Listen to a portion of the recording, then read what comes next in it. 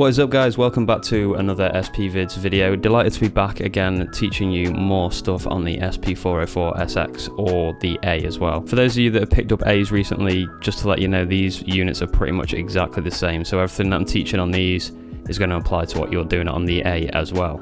Okay, so let's get into this one. What I've been doing recently is making a lot of drum loops on the SP, resampling and making drum loops, so I'm getting something like this.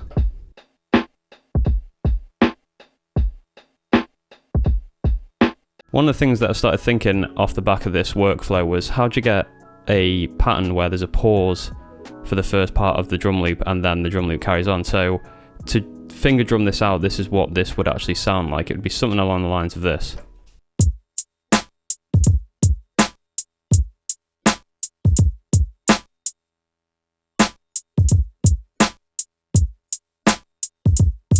Okay, so you hear that little pause in the middle. It's like the start of the second bar that I used there to just cut out until the first snare hits. So how would you go about doing that when you're resampling? Because you need to have something triggering for the record to start. So it's a really easy solution on the SP404SX or the A. All you have to do is record some silence. Now, I say silence just because of the fuzzy nature of the 404. You will get a tiny little bit of noise, but it will basically be unrecognizable. So the first thing I'm going to do is record some silence onto an empty pad. So I think we've got 8 here. I'm going to use this one and I'm just going to press record. So my external source is lit. I can't take that off. And I'm going to go ahead and press record.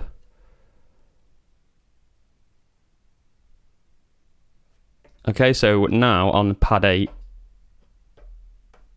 there is actually something on there that I can use to resample, even though you can't actually hear it. There's information on there, which when I hit resample, that's going to be there. Okay, so now I've got that silence on pad 8. Well, near enough silence. The most silent you can get on the SP, basically, if you're working with it internally.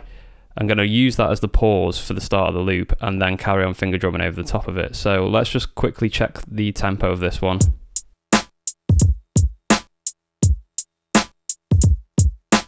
Okay, so we need that kind of tempo. And I'm going to resample onto pad 7, hit record, so it's armed and ready. I'm going to start with the pause and then come in with the finger drums.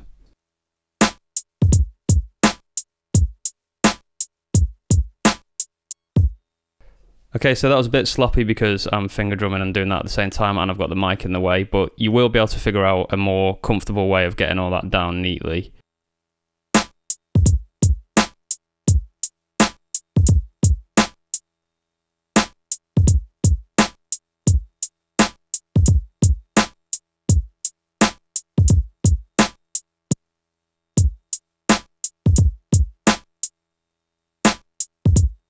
And there you see it, I've made a pause at the start of that loop. It's in the resample, so every time I hit that, it starts with the pause, it doesn't start with the beat.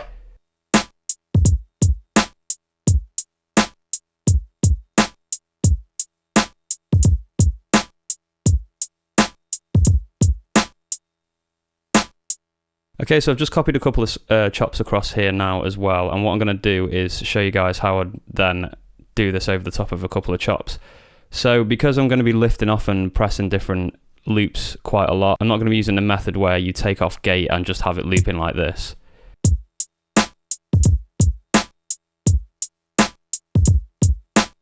So that's what I'd usually use, and then I'd hit it again if I wanted to do a pause with the samples. So this gives me another dimension. It allows me to have the pauses in the beat as well, but because I'm going to be hopping between the two, it's probably going to be easier just to hold the pad that I want playing and then switch between them. So let's give this a go with some chops. Again, this is very rough. I'm just throwing this down so you guys have got an example of what's going on here. So this is how you would, say, put a little pause in your drum loop when you're playing along to chopped samples.